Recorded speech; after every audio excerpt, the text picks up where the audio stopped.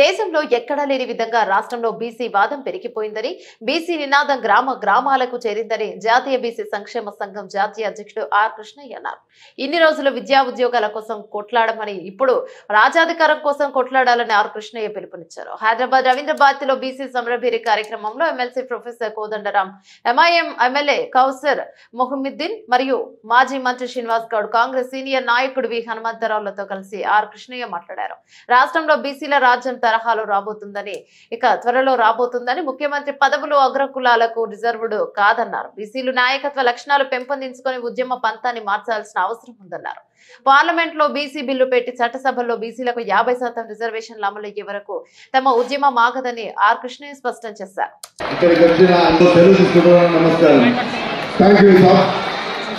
మన విద్యుత్ ఉద్యోగుల సంఘం రాష్ట్ర అధ్యక్షులు కుమారస్వామి గారిని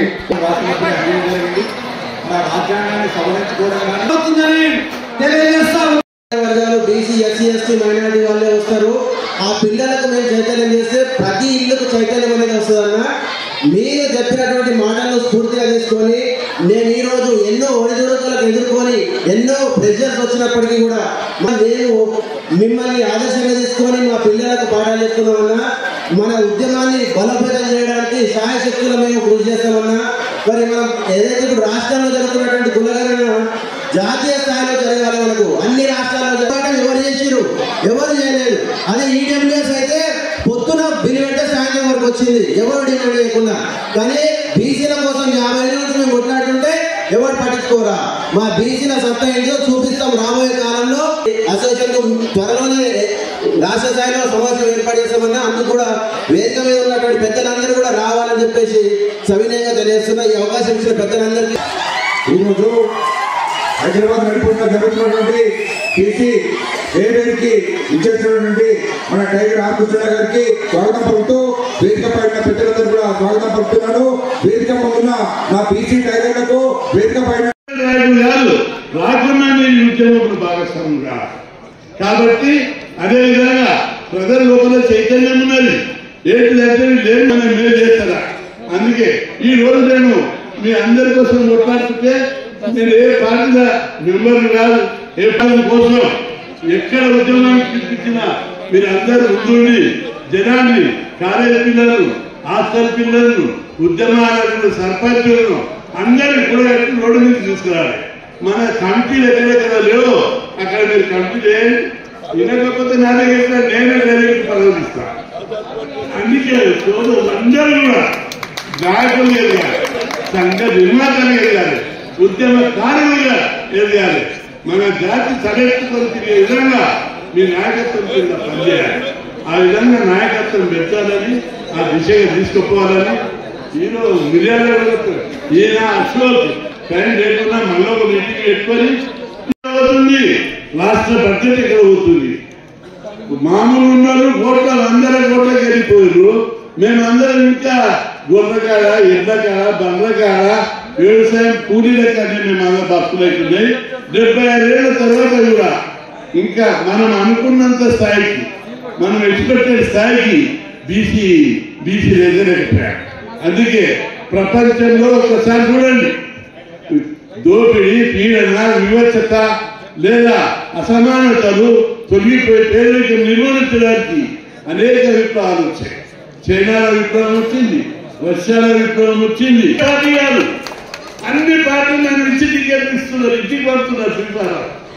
కాబట్టి మీరందరూ చాలా ముఖ్యమైన నాయకులు అందరూ వచ్చారు. ఏ ఉద్యమానికి పిలిపించినా మీరందరూ ఆ ఉద్యమాన్ని, ప్రజలను, మన బీసీ విద్యార్థులను, హాస్టల్ విద్యార్థులను, సర్పంచులను, నాయకులను తీసుకొని పోయి ర్యాలీ చేయాలి.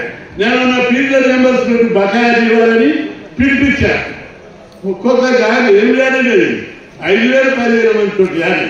సూర్యాపేట, మిర్యాల కూడా, భువనగిరి, తాండూరు, ఖమ్మం ఎక్కడ చూస్తే 1000 మంది బయట రోడ్ల మీదకి వచ్చారు. 10,000 5,000 ఎమ్మెల్యేలు ఫోన్ చేసి అన్నా మేము కొత్త వచ్చినాము, అప్పుడే ఇట్లా 1000 మందితో మీ పిల్లలంతా ర్యాలీ తీస్తున్నారంటే మరి మేము మీకు వ్యతిరేకంగా కాదు, మా పైసలు మాకు ఇవ్వమని అడుగుతున్నామని చెప్పారు.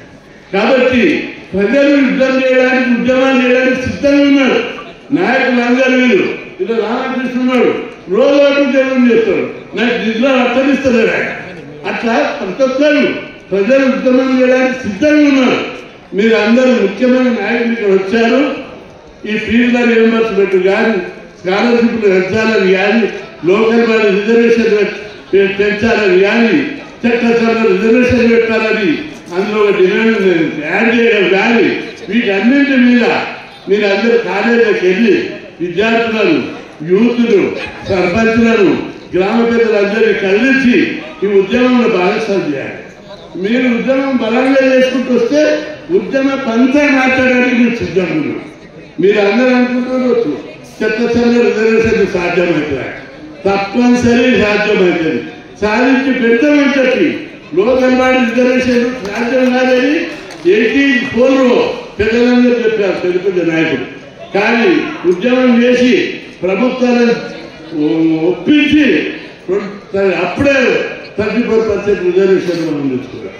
ఇప్పుడు కూడా మీరు అందరూ రాసి పెట్టుకోండి, ఇందులో మన డిమాండ్ న్యాయం ఉంది, ధర్మం ఉంది. ఒకరికి నచ్చజెప్పి ఆ పునర్గణన దాదాపుగా పూర్తి కావస్తున్నది.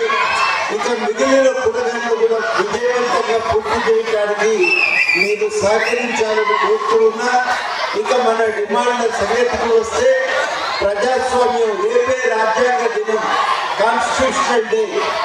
ఆ సందర్భంగా మనం ఒక రోజు ముందే మాట్లాడుకుంటున్నాం. ఇవాళ ప్రకారం అందరం సమానంగా బతకాలి, సమానంగా ఎదగాలి, సమానంగా అవకాశాలను అందిపుచ్చుకోవాలి. అవన్నీ జరగాలంటే భాగస్వామ్యం దొరకాలి. రాజకీయాల్లో భాగస్వామ్యం చాలా కీలకం. ఆ భాగస్వామ్యాన్ని సంపాదించుకోవాలంటే అందరికీ కూడా భారతదేశంలో ఉన్న అసమానతల వల్ల సామాజిక ఆర్థిక అసమానతలు కలిసి సాగుతున్నాయి.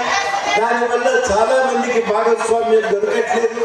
అందులో బీసీలు ఒక ప్రధానమైన వర్గం. ఈ వర్గానికి కూడా తగిన భాగస్వామ్యం దొరకాలి. వనరుల్లో వాటా దక్కాలి, పాలనలో భాగస్వామ్యం దొరకాలి. దీన్ని మనం సాధించుకోవడానికి కులగణన విజయవంతం చేయడం ఒకటే చాలదు. మన వాటాను పెంచుకోవడానికి సంఘటితంగా పోరాటం కూడా చేయాలి. ఆర్ కృష్ణయ్య గారి నాయకత్వంలో జరిగే ఈ పోరాటానికి నేను ఈ సంపూర్ణ మద్దతు తెలియజేస్తూ ఇది సాధించడానికి మా వంతు తోడ్పాటు ఉంటుందని హామీ ఇస్తూ ఈ అవకాశం ఇచ్చి వంట అన్నం వండుతాడు, ఇంకోడు కూరగాయలు వస్తాడు, కూరగాయలు చేస్తాడు, తీసుకొచ్చి వాళ్ళు పెడతాడు. ఇక వడ్డించే కాడ మాత్రం మనం ఉన్నాం, పనికాడ మాత్రమే మనం ఉంటాం. వడ్డించే కాడ ఇద్దరు వస్తారు, కూరకాడ ఊరు, తుర్కల కాడ ఊరు, అన్నం కాడ ఉంటాడు. వాడు మొగ్గాలు చూసి ఇక వంట చేసి వచ్చిన వాడిని అన్నం పెట్టారు. వేస్తే చార్చారికి చేస్తారు, లేదంటే బొక్క వేసేస్తారు. ఇక అక్కడ ఉంది నా పరిస్థితి. మనం ఓట్లు వేస్తున్నాం, మనం ఓట్లేసి ఎమ్మెల్యేలు చేస్తున్నాం, మనం ఓట్లేసి ఎంపీలు చేస్తున్నాం. మన ఓట్లతో మరి అందరూ కూడా మన ఓట్లతో రాజకీయంగా అందరూ ఎదుగుతూ ఉన్నారు. కానీ మళ్ళీ మన సమస్యలు వచ్చి వాళ్ళని మనం అడుగునే పరిస్థితి వచ్చింది. 70 సంవత్సరాల పైగా దాదాపు 78 సంవత్సరాలు అవుతుంది. ఈరోజు దేశంలో ఒక మంత్రిత్వ శాఖ లేదంటే ఎంత సిగ్గుతో చెప్పండి. మన ఓట్లతో మనం ప్రధానమంత్రులను చేస్తే మీరు ఒక మంత్రిత్వ శాఖ లేదు, బడ్జెట్లో కేటాయింపు లేదు, కనీసం చెప్పుకోవడానికి దిక్కు మొక్కలేదు. ఎందుకంటే ఇలా మనం చేసిన లేదు కదని డాక్టర్ బాబాసాహెబ్ అంబేద్కర్ ఏం చెప్పినంటే political power is master key అన్నాడు. పొలిటికల్ పవర్ మీ చేతులు ఉంటే అన్ని మీరే వేసుకోవచ్చేది. మీరు ఓట్లేసి మీరే అడుక్కుంటున్నారు, మీరు ఓట్లేసి మీరు తెప్పించి మీరే అడుక్కొని హాస్టల్ ఫీజులు వచ్చండి, హాస్టల్ అన్నం మంచిగా పెట్టండి, ఉద్యోగాలు ఇవ్వండి అని చెప్తా ఉన్నాం. ఇవాళ దానికి ఉద్యోగాలు ఎక్కడ?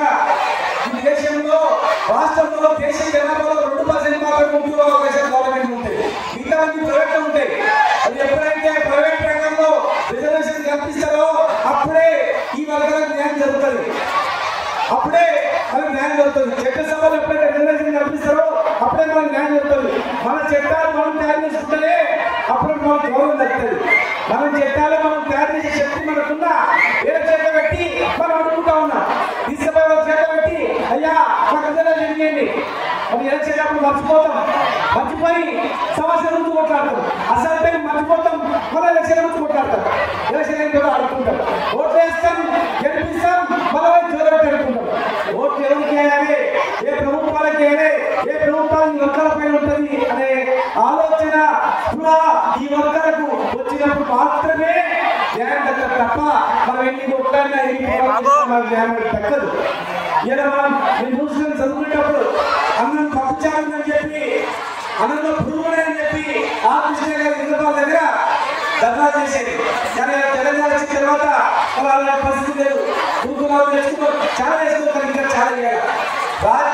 చట్టసభలో వచ్చేంత వరకు ఎన్ని చేసుకున్నా కూడా లాభం లేదు. చట్టసభ వచ్చినప్పుడు మాత్రమే చేసుకోగలుగుతాం. అందుకే ఈరోజు మనకు ఒకటే గురి పెట్టాలి. చట్టసభలో రిజర్వేషన్ ఇవ్వాలి. దాదాపు 60% జనాభా ఉంది. 60% జనాభా ఉండే వాళ్ళకు జనాభా ప్రాతిపదిక రిజర్వేషన్ కల్పించాలి. చట్టసభలో వచ్చేటట్టు అటు కేంద్రంలో స్థానిక సంస్థలు కూడా రాష్ట్ర ప్రభుత్వం ప్రచారం చేస్తా ఉంది. 70-80 కాల్స్ పెట్టింది. అవన్నీ అవసరం లేదు. నీ పేరేంటి, నీ కులమేంటి, నీ ఉపకులమేంటి, ఇంకా అంతే వస్తే గవర్నమెంట్ ఉంటేవా ప్రైవేట్ ఉంటేవా 9 ఉందా లేదా ఈ 5 కాలం కాదు. కానీ 70-80 కాలాలు పెట్టి మరి సర్వే చేస్తా ఉన్నారు. చాలా మంది సర్వేలలో భయపడి ఇస్తలేరు, ఇంటర్వ్యూ ఇస్తలేరు, కాలం వేసుకొని పోతా ఉన్నారు, బహిష్కరిస్తా ఉన్నారు. కానీ 90% కంప్లీట్ అయింది, 99% కంప్లీట్ అయింది అంటున్నారు. ఒకసారి సమీక్షించారు, దయచేసి సమీక్షించి ప్రతి ఒక్క కులగలలో ఒక్కొక్క ఇల్లు పాల్గొనదా లేదా చూడండి. ఇలా మన కళాకారుడు ఒక తమ్ముడు రామలింగ గారు మన జీవితం మొత్తంలో పాల్గొనకుండా బిజీ కలిసి చేస్తా ఉన్నారు. పాటల ద్వారా సరే మన వాట్సాప్లలో దాన్ని పంపండి. పాటల ద్వారా ఎందుకంటే గ్రామీణ ప్రాంతంలో పాట కానీ పాటల ద్వారా తెలంగాణ ఉద్యోగం వచ్చింది. పాటల ద్వారా అనేక ఉద్యమాలు వచ్చినాయి. వాళ్ళు వాడుకోండి. ఇలా చాలా వరకు ఇన్ఫర్మేషన్ రావట్లేదు, కొంతమంది ఇవ్వట్లేదు. మరి తప్పుగా ఉంటుందా అని భయం వేస్తా ఉంది. కనుక ఇలా మీరు 42% ఎందుకు అర్థం కాలేదు. 42% మా జనాభా అనుకుంటున్నారా ఎట్లా?